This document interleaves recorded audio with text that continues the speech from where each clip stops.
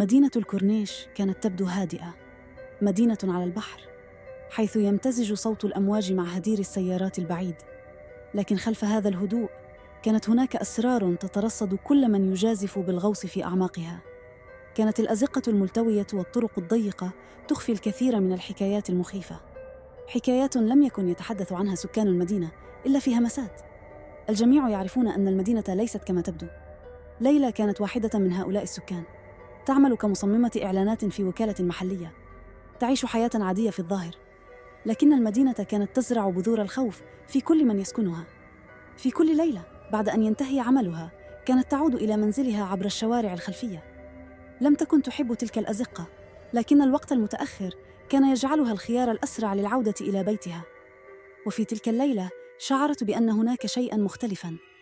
هواء الليل كان ثقيلاً وبارداً بشكل غير معتاد، والمدينة بدت وكأنها تخفي شيئاً مظلماً في ظلالها. خطواتها كانت تتردد في أذنيها، لكنها لم تكن الخطوات الوحيدة التي سمعتها.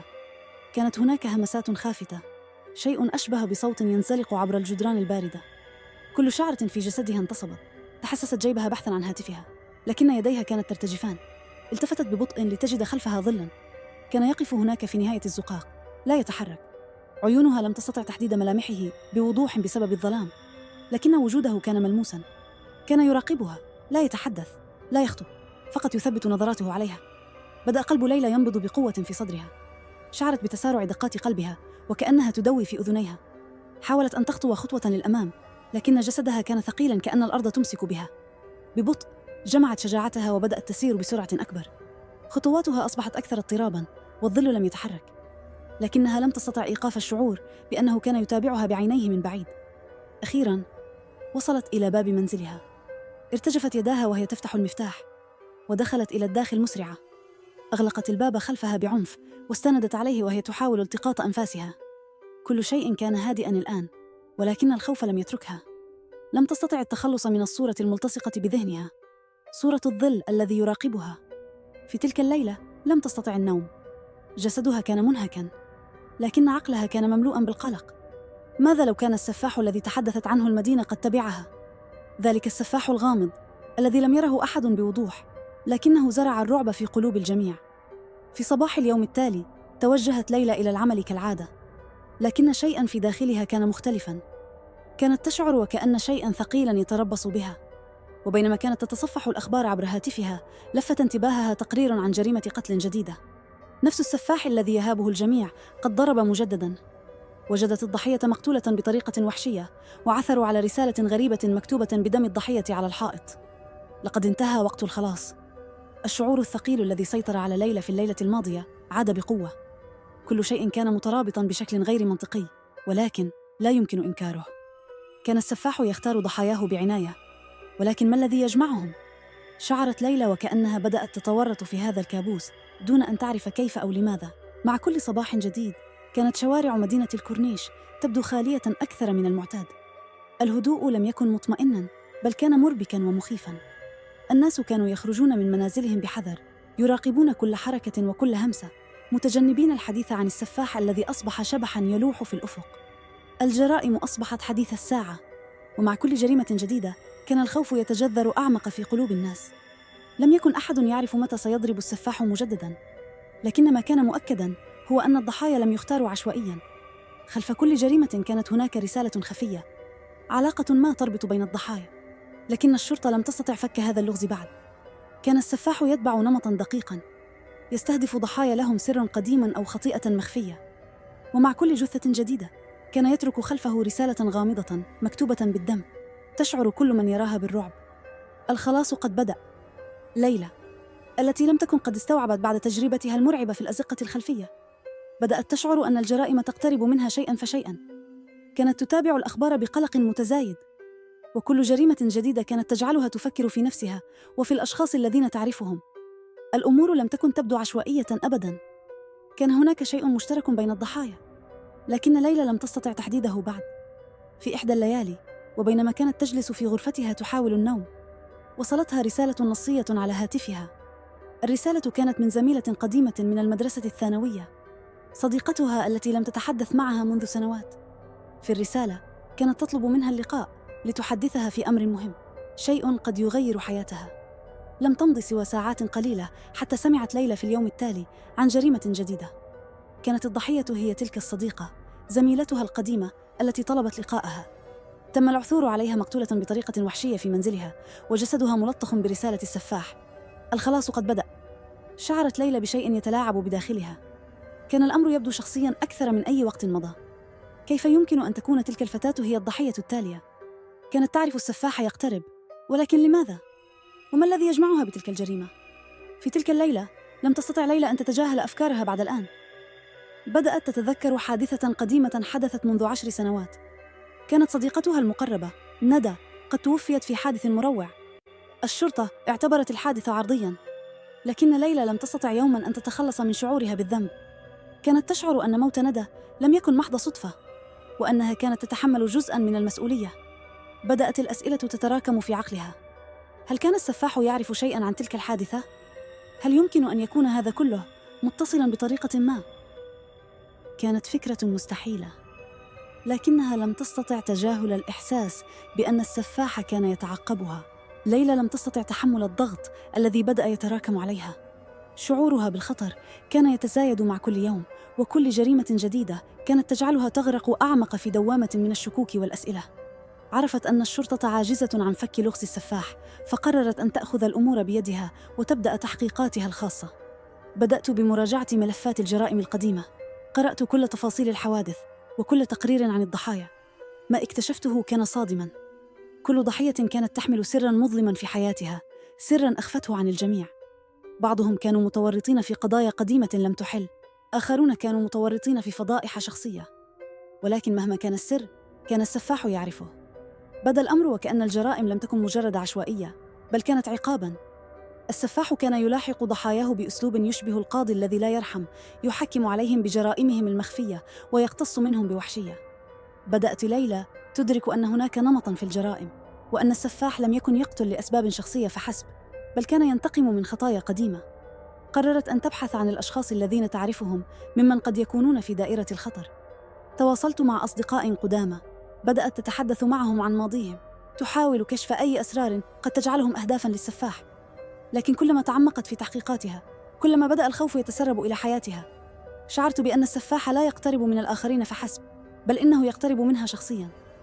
بدأت تتلقى رسائل غامضة تترك أمام باب منزلها في الليل. الرسائل كانت بسيطة لكنها مقلقة، مكتوبة بخط يد قاس وجاف: السر سيكشف، الجميع يدفع الثمن في النهاية.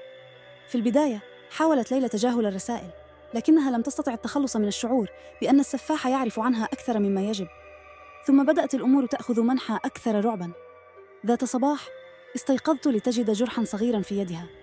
لم يكن جرحاً عادياً، كان يبدو وكأنه نحت بعناية. في البداية ظنت أنه حادث عابر، لكن مع مرور الأيام بدأت الجروح تتكرر، كل مرة في مكان مختلف من جسدها. شعرت وكأن السفاح يستطيع الوصول إليها حتى في أكثر لحظاتها أماناً، وكأن يده تمتد إليها في ظلام الليل، حتى في أحلامها. لم تستطع ليلى النوم بعد ذلك. كل ليلة كانت تغلق الأبواب والنوافذ بإحكام، لكنها لم تستطع التخلص من الشعور بأن السفاح يراقبها وأن الوقت ينفد. ليلى كانت تعلم أن الوقت قد حان لمواجهة سرها الأكبر، السر الذي طالما حاولت الهروب منه. كانت تلك الليلة باردة ومظلمة، لكنها لم تكن تهاب الظلام بقدر ما كانت تهاب ما ستواجهه. قررت الذهاب إلى الحديقة المهجورة، المكان الذي شهد الحادثة التي غيرت حياتها، الحادثة التي ماتت فيها ندى. الحديقة كانت خالية الآن، معزولة وكأنها طويت في النسيان، لكن ليلى شعرت أن السفاح كان ينتظرها هناك. عندما وصلت إلى الحديقة، كل شيء بدا غريباً. الهواء كان كثيفاً، ورائحة غريبة ملأت المكان، خليط من الدم والتربة الرطبة. خطواتها كانت بطيئة، وكأن الأرض تسحبها نحو شيء غير معروف. تقدمت نحو الموقع الذي سقطت فيه ندى قبل سنوات، حيث كانت تقضي ساعات طفولتها السعيدة. لكن الآن المكان كان مليئاً بالذكريات المؤلمة. كلما اقتربت أكثر، كان قلبها ينبض بقوة، وكأنها على وشك مواجهة شيء لا يمكن الهروب منه. فجأة شعرت بحركة خلفها، تسارعت أنفاسها والتفتت بسرعة. هناك خلفها مباشرة كان يقف السفاح. كان طوله طويلاً وشكله مرعباً، ووجهه مخفياً خلف قناع مروع يشبه ملامح الموت نفسه. كانت عيونه، على الرغم من أنها كانت مخفية، تطل منها نظرة باردة وثابتة.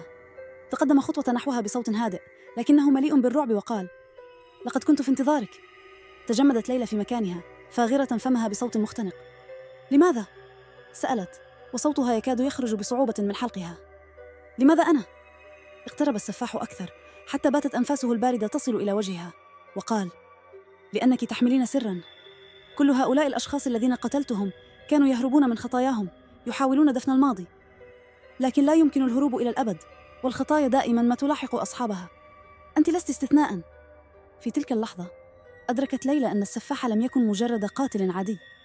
لم يكن يقتل عشوائياً، بل كان يعرف أسراراً دفينة لا يعرفها أحد. كان يرى داخل القلوب، يرى الذنب والخطايا التي حاول الناس إخفاءها. وعلمت ليلى حينها أن ما كان يحدث لم يكن مجرد لعبة قتل، بل كان مواجهة حتمية مع الماضي، مع كل الأسرار التي دفنتها، مع كل لحظة من الخيانة والخوف التي حاولت نسيانها. لكن السؤال الآن: هل سيكون بوسعها النجاة؟ وهل يمكن أن تغفر لنفسها ما حدث قبل 10 سنوات؟ في اللحظة التي كانت فيها ليلى على حافة الهلاك، عندما كان الظلام يلفها من كل جهة، حدث شيء غير متوقع. بينما كان السفاح يقترب منها، لم تفكر ليلى في الهروب أو الاستسلام. بدلاً من ذلك، تقدمت خطوة نحو السفاح، عازمة على مواجهة مصيرها. أعلم أنني أخطأت، ولكن لماذا تفعل هذا؟ سألت ليلى بصوت هادئ، رغم الخوف الذي كان يعصف بها. ابتسم السفاح من خلف قناعه المروع، ابتسامة مليئة بالسخرية. لأنني لست الشخص الذي تظنينه. لست مجرد قاتل، أنا الخطيئة ذاتها. أنا العقاب الذي يختبئ في ظلال المدينة. كل من يحمل سراً يحاول الهروب مني، ولكن لا أحد يستطيع الهروب من ذاته. في تلك اللحظة شعرت ليلى برعشة تجتاح جسدها، وفهمت الحقيقة المروعة التي كانت مخفية عن الجميع. السفاح لم يكن إنساناً عادياً، بل كان تجسيداً لقوة خفية، تجسداً للخطايا والذنوب التي نحاول دفنها. كل جريمة كانت ليست سوى انعكاس للذنب المدفون في أعماق نفوس الضحايا. الشعور بالخوف والقلق قد اختلط مع إدراك عميق. كانت ليلى تدرك الآن أن النجاة ليست مسألة هروب من القتل، بل هي مواجهة للحقائق التي دفنتها طيلة سنوات. السفاح كان يعكس الحقيقة التي لم ترغب في مواجهتها. بدأت ليلى تتحدث ببطء عن الحادثة القديمة، عن موت ندى الذي لطالما طاردها. تحدثت عن كل التفاصيل التي حاولت نسيانها، عن الشعور بالذنب والخوف الذي كان يتربص بها طوال الوقت. ببطء، مع كل كلمة كانت تقولها، شعرت أن الظلام من حولها يتراجع، وكأن الكلمات التي تنطق بها تطرد شيئاً من الشر والتهديد. كلما تحدثت، كانت الحدة في عيني السفاح تتلاشى تدريجياً، حتى بدأ يختفي في الهواء الداكن كما جاء. لم يكن هناك صرخات، لم يكن هناك صراع. كان السفاح يذوب في الظلال، تاركاً ليلى في حالة من السكون المرهق. عندما اختفى السفاح تماماً، جلست ليلى على الأرض منهكة ومرهقة. لم تشعر بالراحة التي توقعتها، بل كانت تحمل شعوراً مختلطاً. الحقيقة أنها قد اعترفت بذنوبها لا تعني أنها قد شفيت منها. الخطايا قد تنسى، ولكنها لا تختفي أبداً. كانت هناك ندوب عميقة على روحها، وعرفت أن الشفاء الحقيقي هو عملية طويلة ومعقدة. ليلى، رغم أنها نجت من المواجهة المباشرة، كانت تعرف أن الصراع مع الذات والذنب هو معركة مستمرة.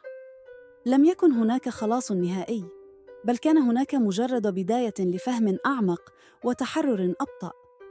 كانت تدرك أن مواجهة الماضي ليست نهاية، بل بداية لرحلة جديدة في محاولة للسلام الداخلي.